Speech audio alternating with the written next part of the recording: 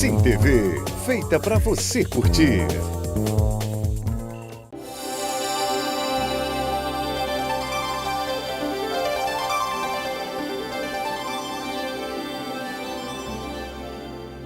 Muito bom dia a todos, já estamos no ar com Caminhos de Luz aqui pela Sim TV. Ela existe desde o povoamento dos homens na Terra. Todavia, hoje vivemos num clima de tensão, com medo, com pavor. Estamos falando da violência. Como entender a violência? Será que ela tem meios de a gente chegar ao fim? Vamos entender isso. E quem vai nos ajudar nesse entendimento é o nosso querido amigo, colaborador aqui, há muito tempo já esteve aqui, Jomar Moraes. Jomar é jornalista, foi editor das principais revistas aqui no nosso país, entre elas Veja, Isto É, Super Interessante. Foi também colunista da Folha de São Paulo, hoje é conferencista espírita, um grande trabalhador do movimento espírita aqui do nosso estado. Então, convidamos você a assistir e entender um pouco desse problema que infelizmente nos aflige nos dias atuais. Agora, convidamos você a pensar em Deus e Jesus e fazer a prece inicial de abertura do nosso programa. Pai nosso que estais nos céus, santificado, Senhor, seja o vosso nome. Venha a nós, Pai, o vosso reino. Seja feita a vossa vontade, assim na terra como nos céus. O pão nosso que cada dia nos dai hoje, perdoai, Senhor, as nossas ofensas, à medida que perdoamos aos nossos ofensores. Não nos deixeis cair em tentação, mas livrai-nos de todo o mal, pois só é teu o poder, o reino e a glória, agora e para todo sempre. Que assim seja. Então, você não sai daí, que daqui a pouquinho a gente volta com Jomar Moraes falando sobre a violência.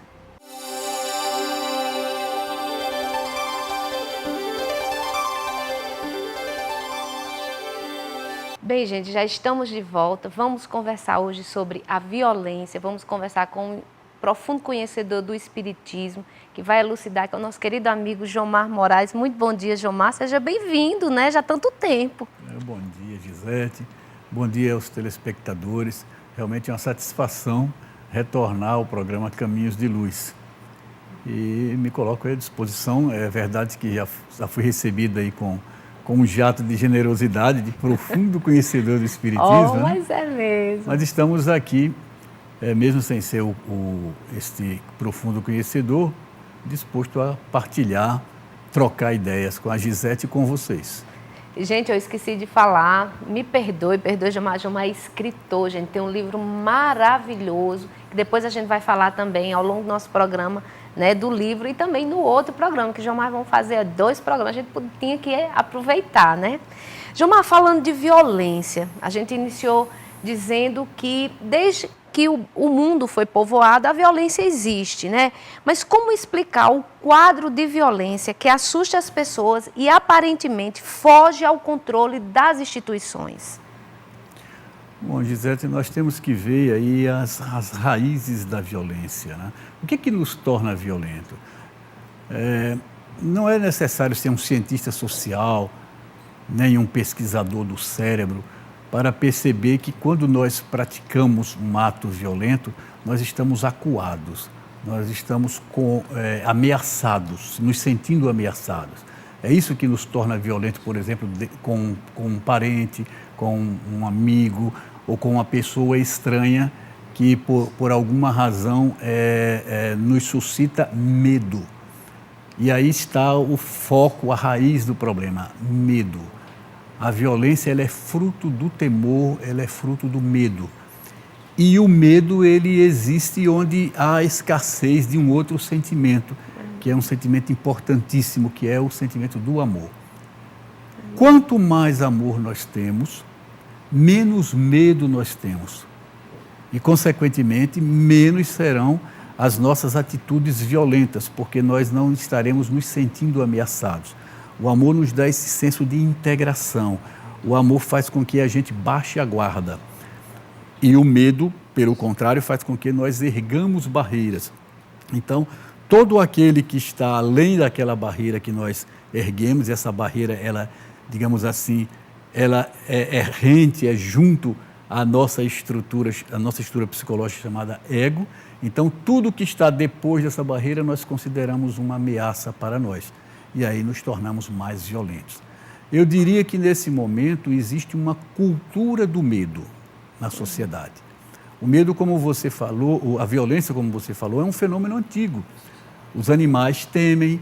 Na época em que nós vivíamos na caverna, haviam muito mais ameaças externas e ameaças reais ao homem.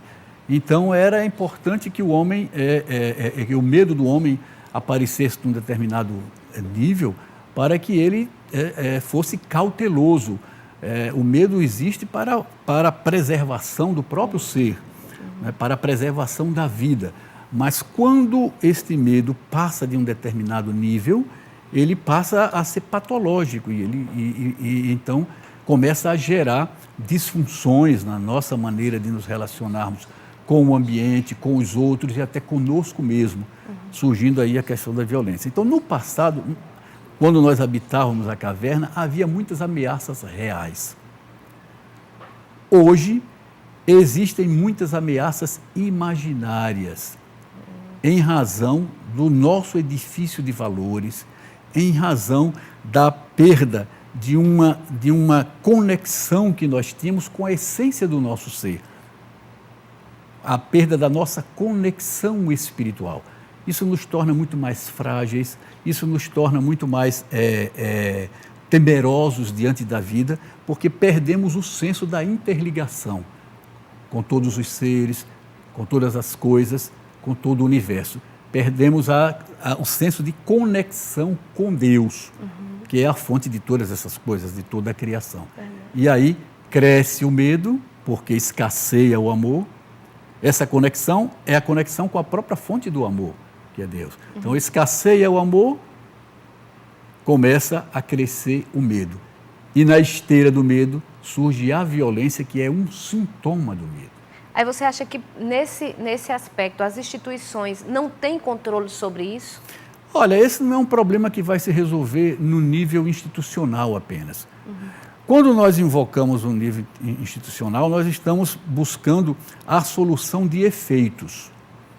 A instituição pode até ajudar se ela, digamos assim, estimula, favorece um processo educativo. Mas, infelizmente, as instituições não têm feito esse trabalho, até porque falta consciência. As instituições não são paredes, não são as paredes. As instituições não são os papéis. As instituições não são as contas bancárias. As instituições são pessoas. Então, as pessoas que fazem as instituições, elas estão também nesse processo de ignorância, digamos assim, ignorância em relação ao ser real, ao ser espiritual.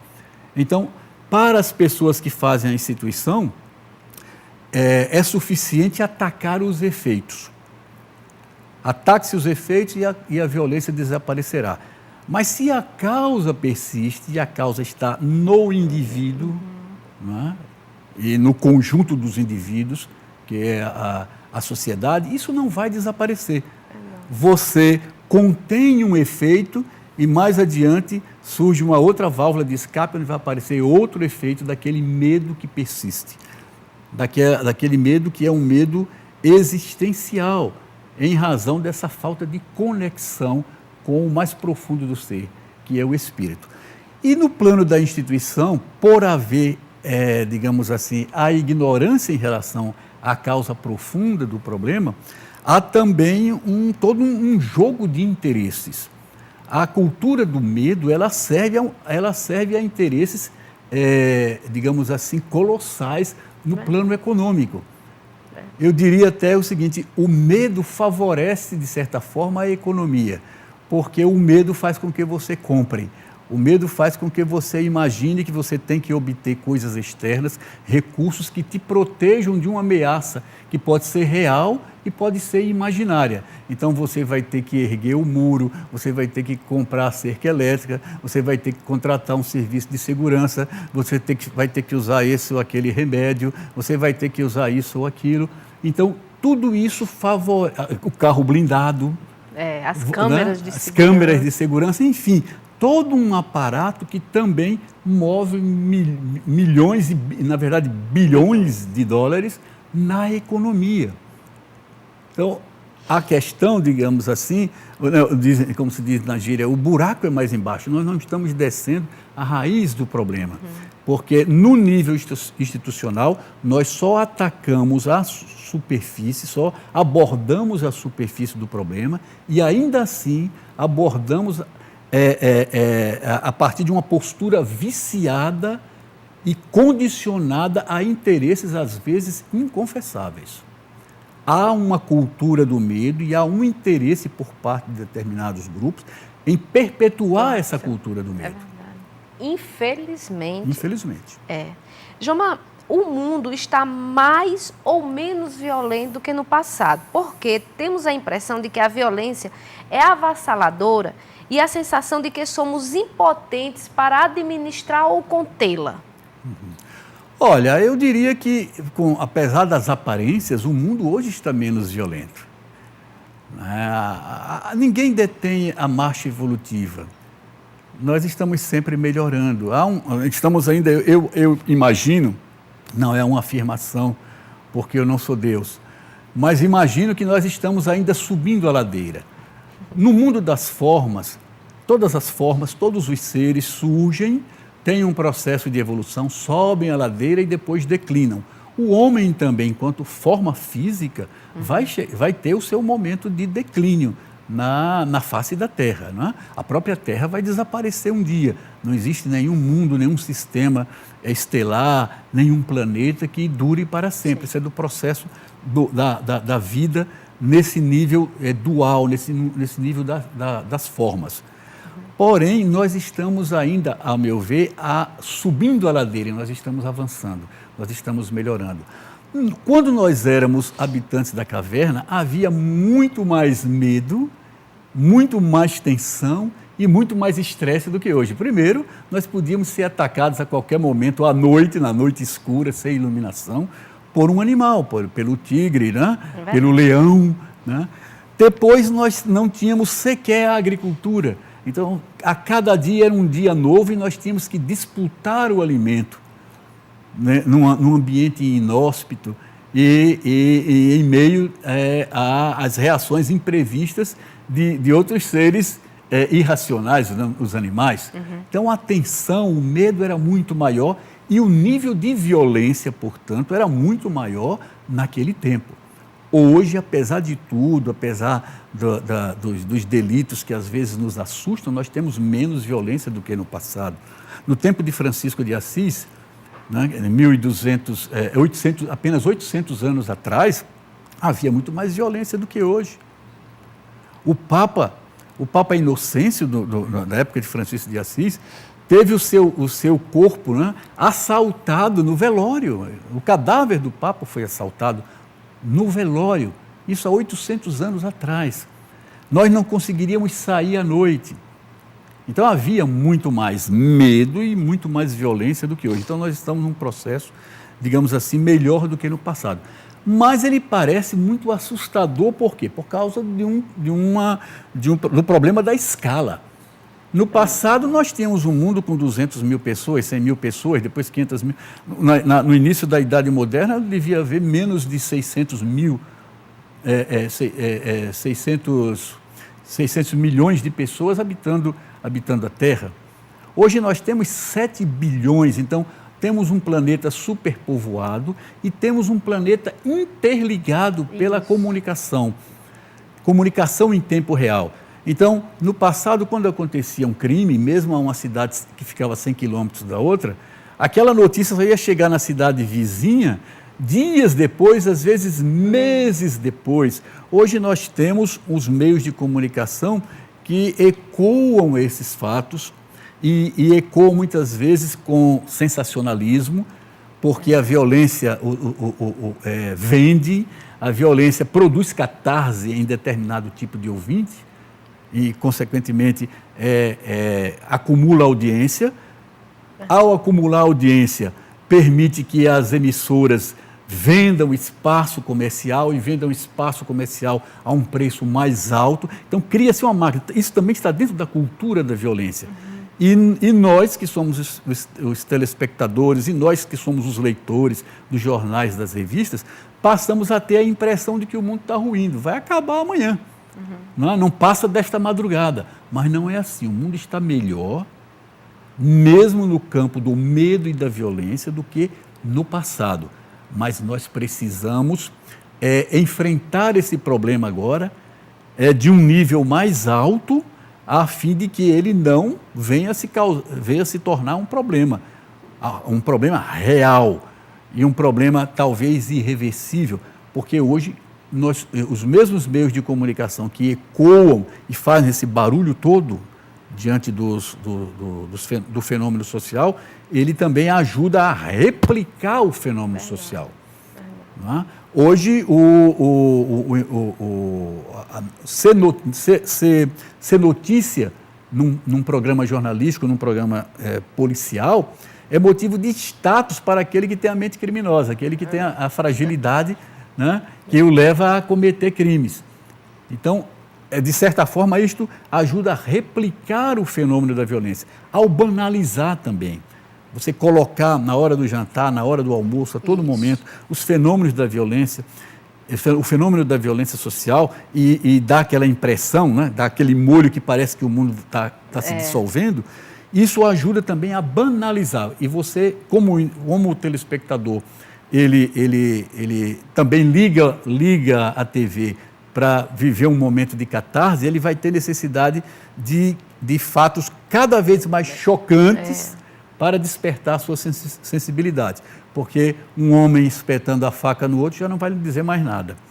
Vai ser uma coisa normal. Já vai ser uma coisa do dia a dia, como hoje em dia nós vemos como coisas do dia a dia, a brutalidade no tratamento convencional entre as pessoas, determinados atos de corrupção, as pessoas acham que é o esperto, se faz uma pesquisa e lá estão as donas de casa se identificando com os personagens de novela que vivem os vilões e não mais as mocinhas e os heróis, a mãe dedicada, o pai herói, mas sim o vilão da novela. Ou seja, quando você começa a oferecer o mal como no cardápio diário, aquilo banaliza e já não choca as pessoas, nem desperta a consciência de que é preciso harmonizar a vida.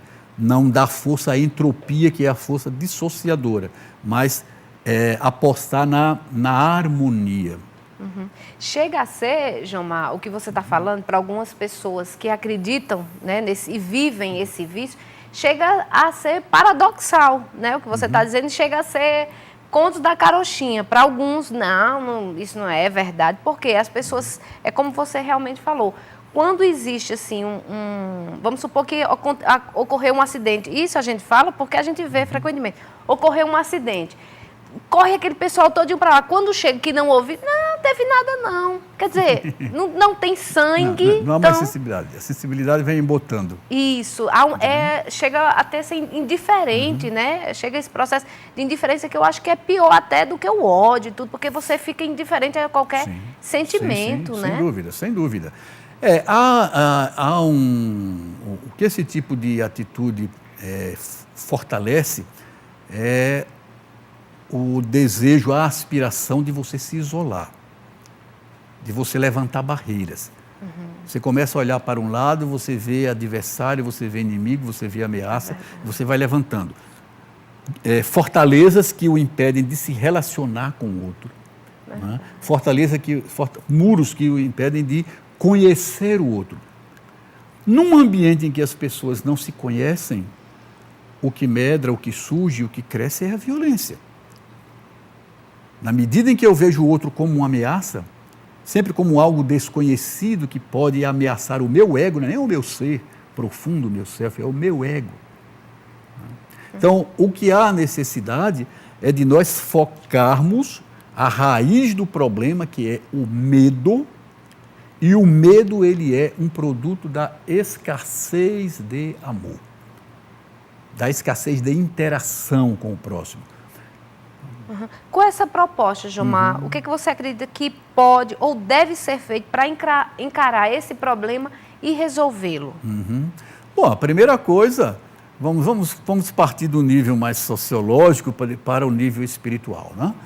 A primeira coisa é a sociedade se conscientizar de que a violência, a chamada violência, não é um assunto alheio a ela. Ela não é apenas vítima da violência, ela é também autora da violência. Porque a violência ela surge dentro de um contexto de valores que nós cultivamos. Aqueles que nós dizemos que são os criminosos, os delinquentes, e são, não é? Eles não vieram de Marte, eles não vieram de algum outro planeta, de outro sistema.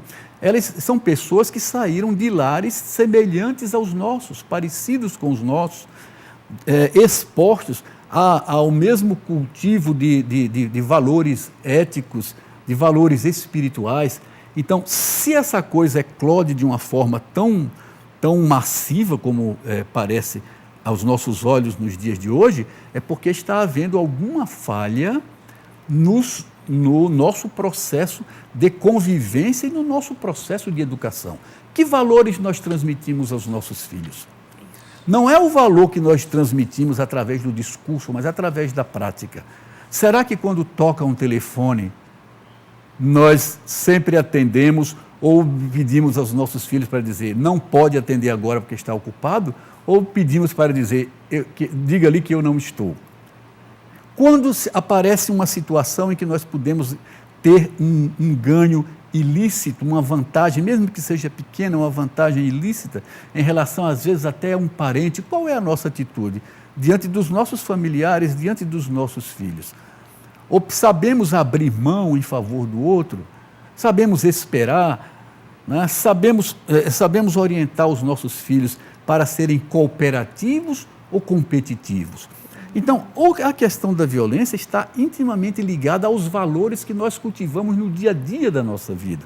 E nós cultivamos, na verdade, a mesquinharia, nós cultivamos o egoísmo, nós cultivamos o orgulho que nos impede de ver o outro como irmão, que nos impede de reconhecer a interligação entre todos os seres, e nós cultivamos a avareza, a ambição e a avareza.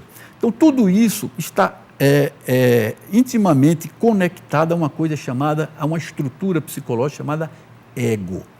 É da natureza do ego que ele age assim, mas é da natureza do self, do ser profundo, que ele ilumine, né, digamos assim, a caminhada do ego, que é meramente funcional para as nossas relações no mundo dual, a fim de que ele não se perca. É da natureza do self que faça emergir o amor, que é a energia da vida, que é a energia que sustenta. O amor é aquela força que tudo cria, tudo sustenta e tudo transforma. O amor parece uma coisa assim distante para a gente, difícil de conceituar. Não sei se dá tempo de falar sobre isso? Um pouquinho, porque senão a gente vai ter que... Então vamos... Eu diria o seguinte, mas o amor, não é quando nós falamos amor, não é o amor que você vê na telenovela, não é sequer o amor que às vezes é pregado a partir dos templos. Porque às vezes nós vemos amor como assistencialismo, paternalismo, pieguismo, não é isso. O amor é o sentimento de aceitação. Aceitação daquilo que é, aceitação dos fluxos da vida, aceitação da diferença, aceitação do perfil de cada um, aceitação de que cada um é uma flor, digamos assim, diferente, que ajuda a compor a beleza da vida, no grande jardim do universo. Quando nós temos este princípio de aceitação, fica mais fácil. O problema é que nós perdemos a capacidade de amar. Quando perdemos essa capacidade de ter a aceitação e de reconhecer a nossa interligação, o que sobra é o medo. O que sobra é tudo, todo o resto é inimigo. Todo o resto vai me dissolver, todo o resto me ameaça. E aí nós estamos em plena cultura, caldo de cultura, para que surja o fenômeno da violência sob todas as formas. Eu vou pedir só, rapidinho, gente, porque ainda nosso tempo está acabando, mas eu queria dar uns anúncios aqui a vocês, convidar, na verdade, a todos vocês. Elson Monte, Tânia Monte, convida a todos para participar em uma noite na Índia, que ocorrerá 1º de junho, que é um sábado, às 22 horas, no Centro de Convenções, apresentação de dança indiana. O evento é todo beneficente ao centro lá que eles participam. Mais informações, 8846-2092 ou 9125-4156. E temos também aqui a 29ª Semana Espírita Nosso Lar, que ocorrerá no dia 27 ao dia 1º de junho. Tema: Nas Fronteiras da Saúde Integral, Mente, Corpo e Espírito. Mais informações pelos contatos 3605-2594, 8823-4306. O Nosso Lar, gente, o Centro Espírita Nosso Lar fica localizado na Avenida Lime Silva, 1340, Lagoa Nova. E aqui tem festa em homenagem à padroeira do povo cigano, Santa Sara Kali, que ocorrerá nos dias 24 e 25 de maio no Sesc de Ponta Negra. A senha custa R$20. Jomar, só para a gente finalizar, que a gente não poderia deixar de perguntar, em relação ao Espiritismo, como o Espiritismo pode contribuir para a superação desse problema em que vivemos? O Espiritismo tem uma função muito importante aí. Quando Kardec pergunta aos espíritos, né, sobre a missão do Espiritismo, e depois isso ele vai escrever com as próprias palavras dele, os mentores esclarecem que a missão do Espiritismo é secundar o progresso moral da humanidade. Não cabe ao Espiritismo resolver ele sozinho, digamos assim, os problemas da caminhada evolutiva, mas ele vai ajudar exatamente ao desenvolvimento moral do homem. O desenvolvimento moral ele só pode se dar apoiado no amor, apoiado no respeito, né? Então, o Espiritismo contribui a partir daí, mostrando que o homem é além da forma física, né? Que há um sentido para os aparentes contrastes da vida, né? Para as ondulações da onda da vida. Então, o Espiritismo, como eu diria também as outras tradições espirituais, são importantíssimas para acender no coração do homem o amor. Acendendo no coração do homem o amor, que ou seja, é colocar Deus, o apóstolo João dizia, Deus é amor, olha só, dizia isso há mais de 20 séculos. Deus é amor e onde há amor não há medo. É uma receita para os nossos dias. Então, o Espiritismo, acendendo a chama do amor no coração do homem, permite que desapareça o medo e, consequentemente, há fenômenos decorrentes do medo, que é como o da violência, em todas as formas, em todos os níveis. Isso pode ser transposto para o nível institucional, pois que as pessoas é que fazem as instituições. E há nos dias de hoje, não vamos poder falar sobre isso, mas eu quero só dizer que não estou falando de coisas abstratas. Há nos dias de hoje pessoas que, tocadas por esta visão, já estão realizando coisas diferentes. Nós temos a experiência da APAC, na recuperação das pessoas que delinquiram. Nós temos criaturas, né, envolvidas em ações preventivas, porque o que a população, às vezes, assustada, pede é sempre a ação repressiva, mas nós esquecemos das ações preventivas. O amor age na prevenção, para que nós não tenhamos nem mais criminosos, nem mais vítimas. O senso comum, que às vezes pede a vingança como justiça. Isso não é o remédio. Isso nós já fazemos desde a Idade da Pedra. E não resolve. Jomar, infelizmente o nosso tempo acabou, está estourando. Gente, a gente só tem muito a agradecer, mas Jomar não vai sair não. A gente vai voltar no próximo domingo com outras informações, não a respeito desse assunto, mas de outro assunto também empolgante, meditação. Então pronto, continue aí conosco, com a nossa programação. Fiquem com Deus. Espero que você tenha aproveitado o máximo todas essas informações, porque são valiosas, né? Principalmente para a gente que vive esse clima aí. E é o que Jomar falou, mais amor e menos medo. Fiquem com Deus e até o próximo domingo, se Deus assim nos permitir.